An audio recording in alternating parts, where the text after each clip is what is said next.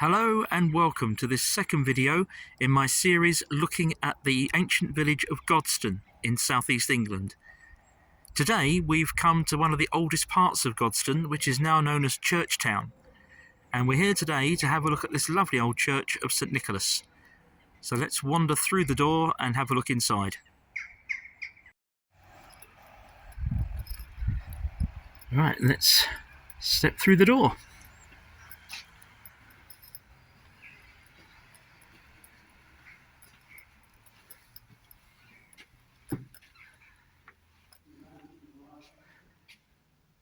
Isn't that beautiful? Let's go and have a look around. The list of church rectors goes right back to 1304 with Walter de Westrom.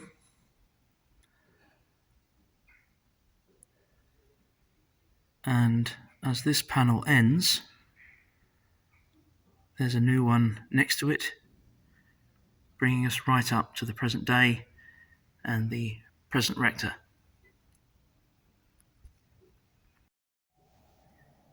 Also standing by the doorway is the font, and this is the first of the beautiful stained glass windows that we can have a look at. The sun is right behind this one, so it's going to be a little bit bright.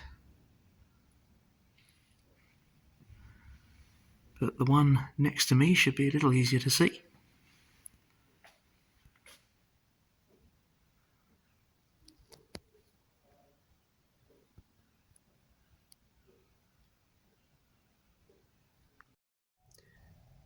Amongst the displays inside the church, there's a picture there showing how it looked in 1822, before it was extensively altered and enlarged by this man, Sir George Gilbert Scott.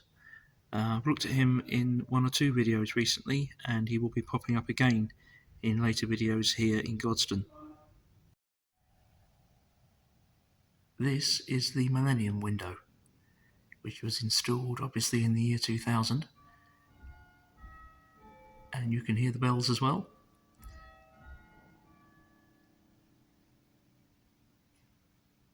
This has scenes relevant to Godstone, and you can also see the church there in one of the panels on the right. The sun is currently around the other side of the church, so that should make this window a little easier to see.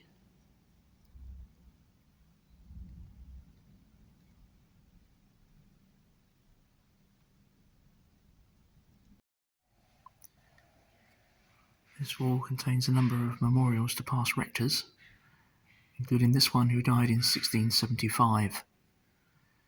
And just next to it, another stained glass window, this time depicting St George.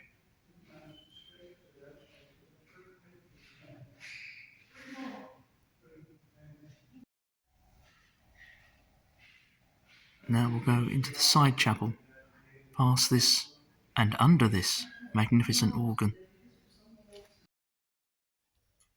This is the first of the church's two chapels, and we'll be looking at both in this video. This one is known as the Evelyn Chapel and commemorates members of the Evelyn family. They were descended from George Evelyn.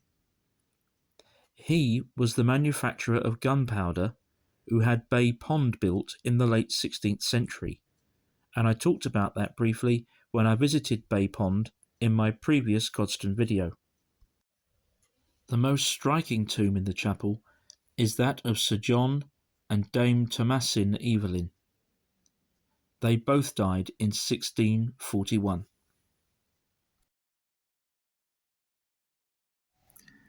Let's move across the church now, going past the altar. The illuminated carved figures directly behind the altar are the work of Brindley and Farmer of London. They were installed in 1870 as part of the alterations designed by Sir George Gilbert Scott. The 7 figures show Christ in the centre, with, it is believed, to the left, St James, St Peter and St John, and to the right, 3 Marys, St Mary the Virgin, St Mary, sister of Martha and Lazarus, and St Mary Magdalene. Moving round past the altar and the pulpit, we're coming into here. This is the Maclay Chapel, and we're very lucky to be in here. The church is open today, and the guide has very kindly put the lights on for me here. We've had a little chat about some of the history. Apparently, the Maclay family were a very notable local family. This tomb here is for Barbara St Clair Maclay, and the date there is 1869, so that's when she passed.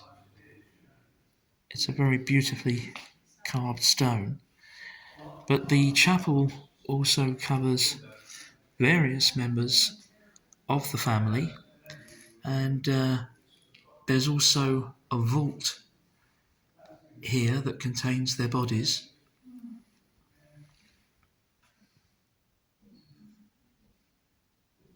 It's a very, very ornate chapel. I'm going to go right up to show you the ceiling as well.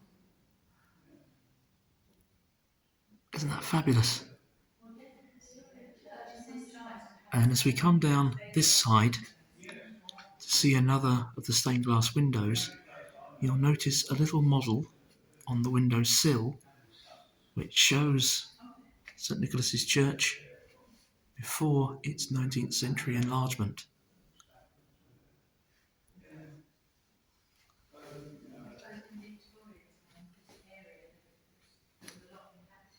So this is the Maclay Chapel. It's very, very beautiful and peaceful.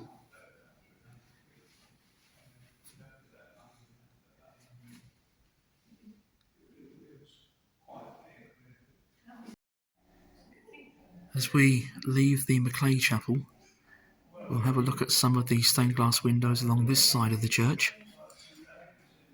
As I say, the church is open today for people to come in for peace and prayer, and also to visit the church.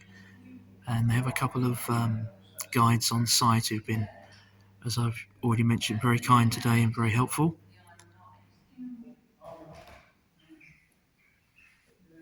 Here's a memorial for the First World War, and obviously added to in the Second World War. And we are back to the main entrance of the church. Just prior to my visit inside the church, I was very fortunate to stumble upon bell ringing practice. So, here's what the peal of bells at St Nicholas's sounds like.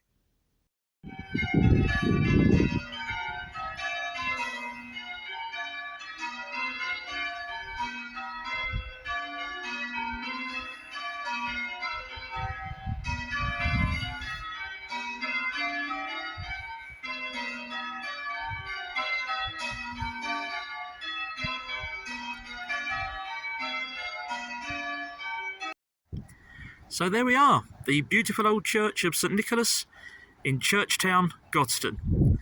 It's been absolutely lovely to be able to look around inside the church today, and we've had the help of some really, really friendly and lovely people, which has been great.